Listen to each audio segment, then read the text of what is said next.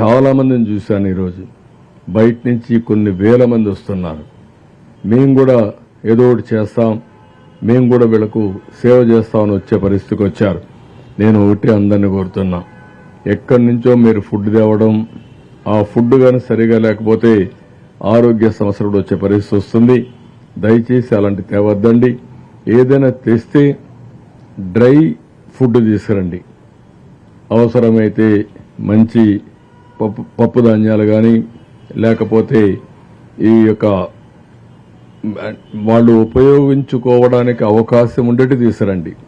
అట్లా కాకుండా ఎక్కడికక్కడ వంట చేసుకొని తీసుకొస్తే అది తినలేరు, అది చెడిపోతే సమస్యలు కూడా వస్తాయి, ఆరోగ్య సమస్యలు కూడా వస్తాయి. ఒకవేళ కాదనుకున్నప్పుడు నేను చెప్పిన ఈ డబ్బులంతా వాళ్ళకే వెళ్తుంది. మీకు సీఎం రిలీఫ్ ఫండ్కి ఇవ్వండి, ఈ డబ్బులు వాళ్ళ కోసం ఖర్చు పెడతాం. ఆ విధంగా మీకు కూడా మంచి చేసినటువంటి మంచి ఫలితం వస్తుంది. ఇది ఆలోచించేయమని చెప్పి ప్రతి ఒక్కరు కోరుతున్నాం. ప్రతి ఒక్కరికి నేరుగా వచ్చి పరామర్శించాలి, వాళ్ళ కష్టాల్లో భాగం పంచుకోవాలని రాష్ట్రం మొత్తం ఎక్కడికక్కడ స్పందిస్తున్నారు. ఇది మంచి ఒక స్ఫూర్తి.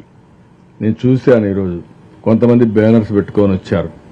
మదనపల్లిని ఒక బ్యానర్స్ పెట్టుకొని మదనపల్లి టౌన్ నుంచి వచ్చారు. ఇంకొకరు మైలవరం అని చెప్పి ఒక బ్యానర్ పెట్టుకొని వచ్చారు. ఎక్కడెక్కడి నుంచో వస్తున్నారు. అన్ని జిల్లాల నుంచి కూడా వస్తున్నారు. రేపు ఎల్లుండి ఇంకా వచ్చే అవకాశాలు ఉన్నాయి.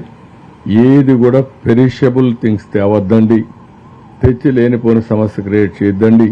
మేము కూడా 2 గంటలు లేటుగా భోజనం పంపిస్తేనే ఆ భోజనం టేస్ట్ లేదని చెప్పే పరిస్థితికి వచ్చారు. ఇంకా ఎక్కువ లేట్ అయితే ఆరోగ్య సమస్యలు వస్తే చాలా ప్రమాదం వస్తుంది. దయచేసి అలాంటి పనులు చేయొద్దని అందరికీ అప్పీల్ చేస్తున్నాం.